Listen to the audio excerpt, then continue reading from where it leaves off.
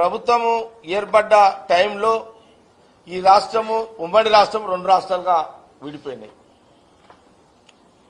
కాలక్రమంలో రాష్ట్ర విభజన తర్వాత ఆంధ్రప్రదేశ్లో కాంగ్రెస్ పార్టీ లీడర్షిప్ ప్రజలు ఇక్కడ రాష్ట్ర విభజన జరిగిన తర్వాత ఆంధ్రప్రదేశ్ ప్రజలు కోపంతో కాంగ్రెస్ పార్టీకి రాజకీయంగా ప్రతినిధులు లేకుండా పోయారు. ఆంధ్రప్రదేశ్లో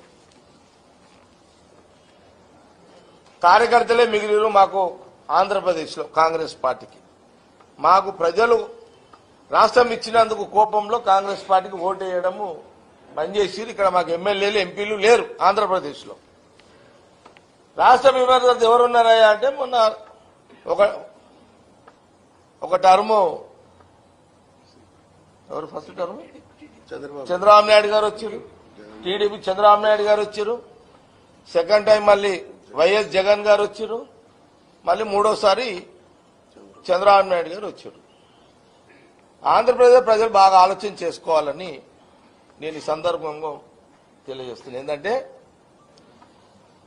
ఇచ్చిన కాంగ్రెస్ గా స్టీల్ ప్లాంట్ ఇచ్చిన కాంగ్రెస్ పార్టీకి ఆంధ్రప్రదేశ్లో రాజకీయంగా రాజకీయపరమైన ప్రజాప్రతినిధులు లేరు.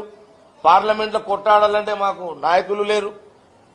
పోనీ రోడ్ల మీద ఎమ్మెల్యేలు మా రోడ్ల మీద కూర్చుందంటే మాకు ఎమ్మెల్యేలు లేరు. కాంగ్రెస్ పార్టీకి ఆంధ్రప్రదేశ్లో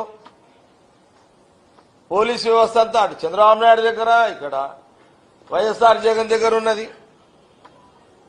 పోలీసు వ్యవస్థ ఎప్పుడు ఏ ప్రభుత్వం ఉంటే వాళ్ళు చెప్పింది చేయాల్సిందే.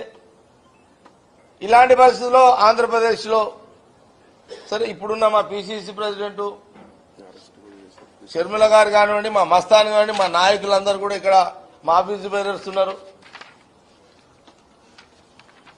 ఒక సందర్భంలో మస్తాన్ అలీ వర్కింగ్ ప్రెసిడెంట్ గా పిసిసి ప్రెసిడెంట్ షర్మిల గారు కూడా ఒక కార్యక్రమం చేస్తే కూడా పర్మిషన్ ఇవ్వలేని పరిస్థితి.